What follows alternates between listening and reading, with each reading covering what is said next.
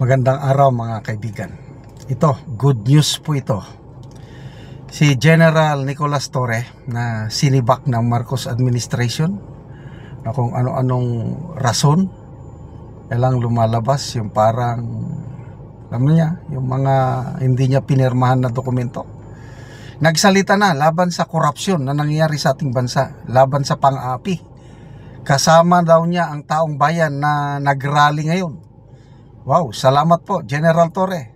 Magkakasama na tayo ngayon dahil iisa lang ang kalaban natin, korupsyon. Kalimutan na natin yung color-color sa politika. Pakinggan natin si General Torre.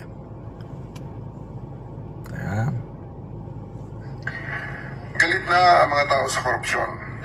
Sawang-sawa na rin tayo sa mga panlilinlang. Bukas sa mga rally, ipakita natin ang lakas ng taong bayan at gawin natin itong maingat, responsable at mapayapa. Yes. Ating tandaan, ang tunay na pagbabago ay hindi nagsisimula sa karahasan, kundi sa pagkakaisa. Ito po si General Nicolas Torre III, kasama nyo, laban sa korupsyon at pang-aapi. Yes. Sawa. Galit na ang mga tao sa korupsyon.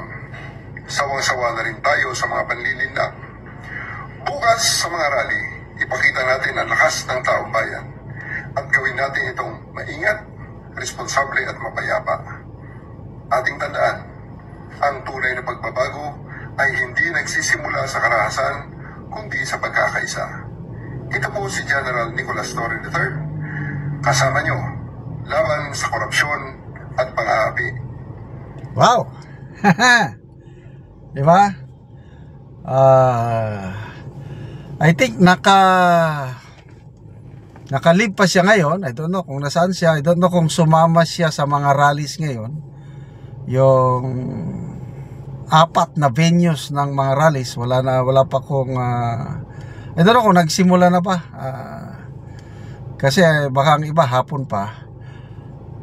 So good luck sa unahin muna natin si General Torre. Good luck sa kanyang police career.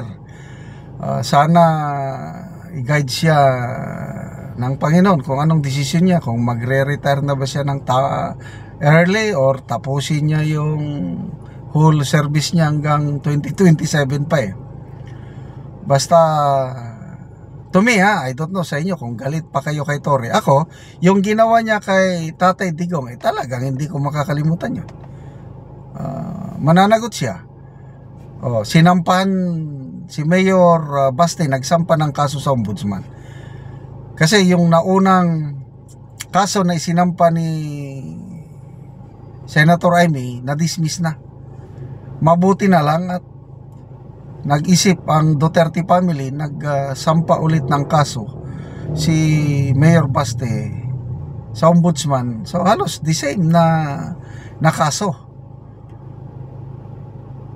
So sasagutin nila yung and I hope na na may bago tayong ombudsman na patas lang ba, kasi itong acting ombudsman ngayon, Dante Vargas, dinismiss niya yung mga kasong naisampa ni Senator Amy.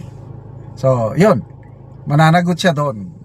Depende na sa ombudsman kung may makita silang probable cause, di sampahan nila ng kaso sa Sandigan Bayan. But let's leave it to the court, to the ombudsman. May tiwala ko sa office of the ombudsman, lalo na kung ang mapiling ombudsman ay yung karapat-dapat. So wala pa tayong balita ano nang nangyari kay Secretary Remulla, kung nabigyan ba siya ng clearance o hindi. So that's it. Ibahin natin ibahin natin yung ginawa niya kay Tatay Digong. Pananagutan niya yon. Ito naman, laban sa korupsyon, magkaisa talaga tayo. Nakakagalit na yung ginagawa Sabi nga ni retired Supreme Court Justice Carpio, ito na yung pinaka worst corruption scandal in history. I-compare mo sa Marcos Sr. nung panahon sa martial law, much bigger ang corruption ngayon.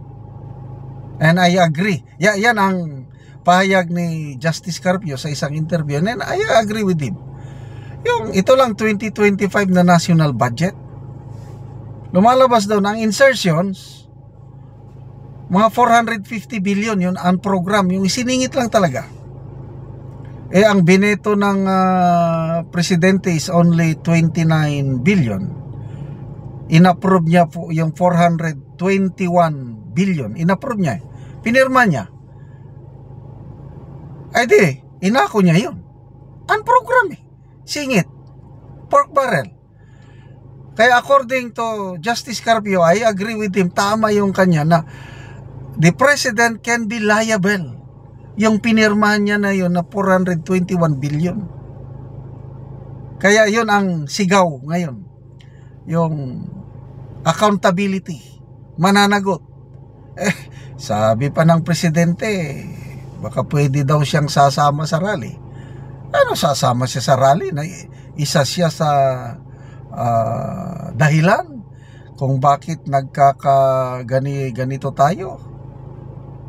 Hindi niya alam kung paano nangyari ito. So, sana mapayapa. Again, tama yung sabi ni General Torre na gawin nating mapayapa. Sa mga mag-attend ng rally, wag nyo nang tularin ang style Indonesia, ang style Nepal.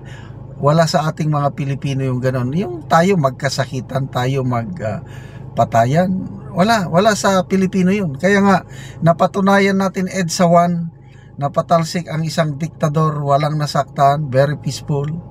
Napatunayan sa EDSA 2, napatalsik ang isang popular na President Erap, walang nasaktan. So, just let it, just speak up. March. Sayang lang, hindi ako makasali. Meron din daw dito sa Mindanao, kaya lang umuulan ano na lang, I'll just join in spirit. Nakikiis ako. Ano bang kulay dyan? Dilawan, kakamping, wag lang yung makakaliwa. Ayoko sa makakaliwa. Dahil yung mga makakaliwa, hindi totoong kwan.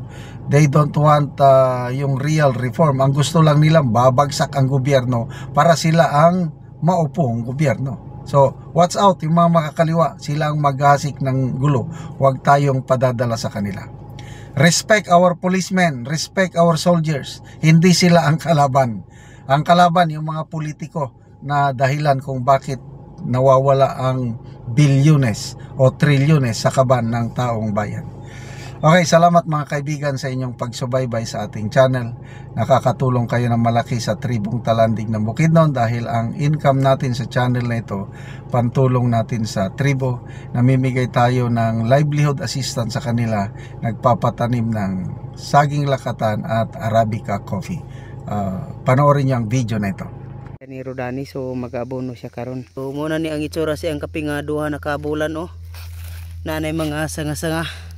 So tulo na siya kabangag kay duha namang kabulan. So tabunan para nga musuyop gyud ang kape.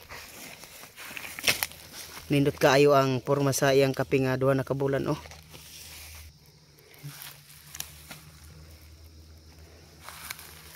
Mga tagas na gyud kaluoy sa Ginoo ang among mga tanom nga kape. So 29 day may ka pamilya ang nananom na og kape. Naanay mga sanga-sanga Kining among tanom nga kape 14,550 na ni. So tag 25 pesos kada isa ani ka sidling.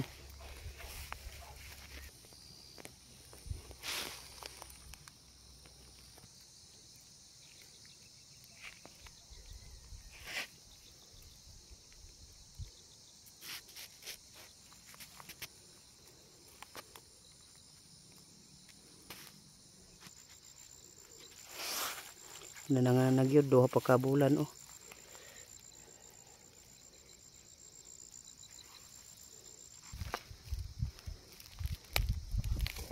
ug karon naman sa pag-abono naga-spray na pod.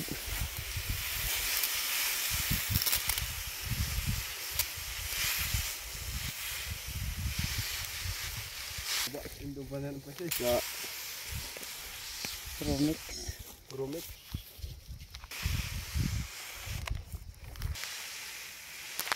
600. Okay, so salamat sa nagsuportar nga maayo na ning turok sa among kape. Kay makasuporta na gini sa among mga estudyante. Kun. Pila din ikaw punuan nga kape imong tanom nga sidling? 600 na ni. 600 na. Luoy sa Ginoo nga tagaangin mayong pagtubo. So salamat kayo. Kuan. Nga anak. Oo, salamat.